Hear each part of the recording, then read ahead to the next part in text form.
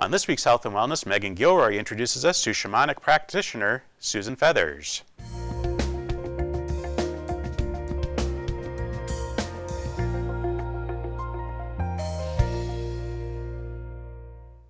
For centuries, people have turned to shamans to help with physical, emotional, mental, and spiritual ailments. Susan Feathers of Fearless Flame Healing Arts is a shamanic practitioner who has been communing with spirits since she was a young child in the Berkshire Hills of Western Massachusetts. And today we are going to dispel some myths and confusions about shamans. So thank you so much for having me. It's fun to talk to another shaman girl. Thank you for having me, Megan. So I think a lot of people might not really know what shamanism is. So give us your point of view on it. Okay. So first I'll say that whatever I say in this little chunk of time is a small part of what shamanism is, because it's such a broad subject and it really can't be held into a few sentences. That said, I'll give you a few sentences. Great. Shamanism is the practice of being in relationship with both the seen and the unseen world, with spirit, with physical, with emotional, with intellectual, and also with the natural world. And so it's working our power with, in conjunction with, in relationship with those things. What is a shamanic practitioner or healer? I'm sure some people have some stereotypes about who a shaman is or what they might look like. We all look different. Shamanic practitioner is one who practices the arts of shamanism. Okay.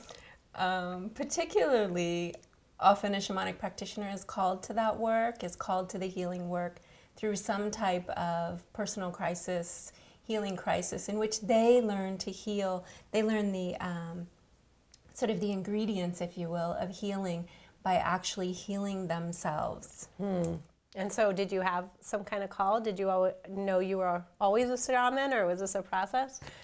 So I did have many calls, and I haven't heeded them all until recently. Without knowing the word, without knowing what to call it, I knew as a child. And it took me a long and circuitous route to come to the information and the word shamanism and the learning of what it is that I was already naturally practicing. I had healing crises at least once a decade, something akin to a near-death experience, at least once a decade. I'm now in my 5th decade, so it's my most recent one that I think I've been heeding the most. And I would say that each one of them brought me further and deeper onto my path. Right. Yeah. What would be going on in a person's life when they decide to come and see a shaman? Sometimes people come when they have physical illness. When they have been to surgery or are contemplating surgery. People come for relationship issues. People come when they're just, depression is a big one. People come for depression. People come for addictions. People come for just sort of feeling off or feeling like a part of them is missing.